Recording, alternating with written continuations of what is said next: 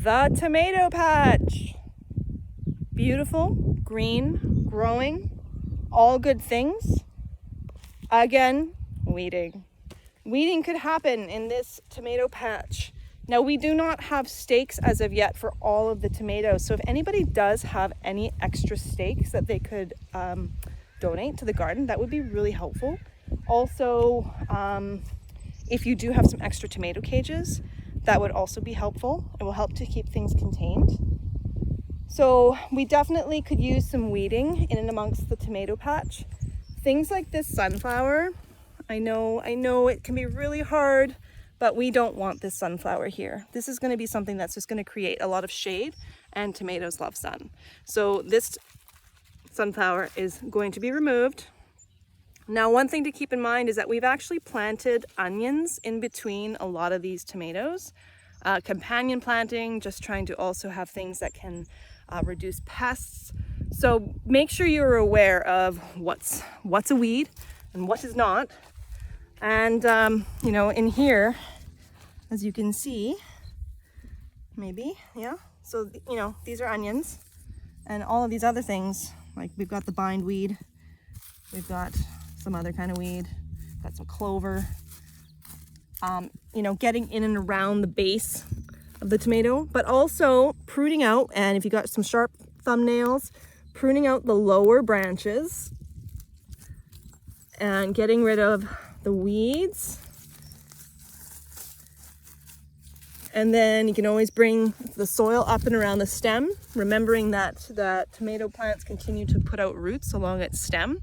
So by bringing up more soil and soil mainly, mulch not so much, but soil mainly around the stem can just give it another access point to nutrients and water. But yeah, so as you can see, it is really hard to know what you're seeing. We've got some lamb's quarters in here, got some quack grass, some more clover, another sunflower, pinching off.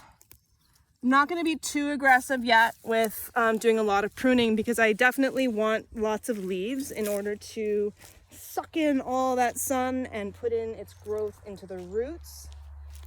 If you do see a teeny tiny tomato plant that does not look very strong and vigorous yet, but it has some blossoms on it, and this is at home too. Some of these teeny tiny plants that may have been planted a little late or was stressed and put out blossoms, pinch those off if you want. I mean, it's up to you, but you could pinch them off and allow that plant a little bit more time to develop itself before it sets fruit. So we also have basil in between. So here's basil.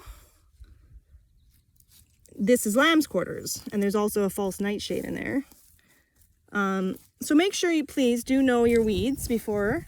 The basil was planted a little bit late, and so this very soon, and in fact, I'm just going to go ahead and do it now. With basils, you also pinch them off in between, and you can see sort of where it's setting some more leaves. Pinch it off there, and that will create a bushier plant. Because these were a little bit, maybe a little old going in, they are almost already ready to start going to flower. So before you start seeing any little florets on your basil, make sure you pinch it off so that it will continue to grow green growth and become bushier and bushier instead of long and setting to flower. Oh, basil smells so good. So this one here, this is called the false nightshade. It's actually really similar looking to potato plant leaves, and it actually is an attractant to the potato beetle as well. And as you can see here, can you see that? Little orange eggs.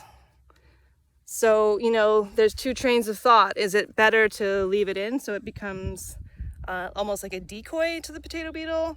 Or is it just yet another food source for them? And I'm of the mind that it's probably just more of another food source in amongst the plants that we don't want them to eat. So it's worth getting rid of too. So the tomato plants also the potato beetle likes, although I'm not seeing it as much, so that's great.